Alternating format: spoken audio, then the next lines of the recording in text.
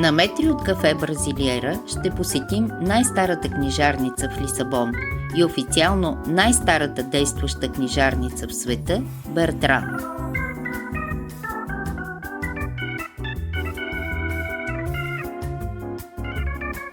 Основана е през 1732 година, вписана в книгата на Гинес и една от най-големите културни забележителности на Лисабон. Книжарницата първоначално е открита от френския книжар Педро Форе, а по-късно е управлявана от братята Бертран, чието име магазинът носи и до днес. Интериорът съчетава историческа атмосфера със съвременен дизайн.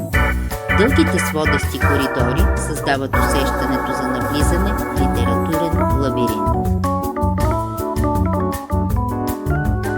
Специален рафт е отделен за книгите на Жозе Сарамаго, който през 1998 година става първият португалски писател, отличен с Нобелова награда за литература.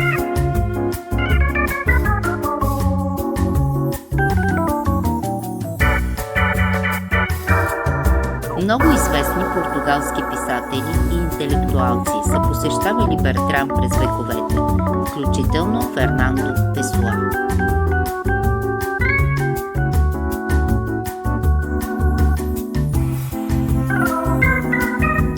Днес книжарницата е символ на интелектуалния и културен живот на Лисабон.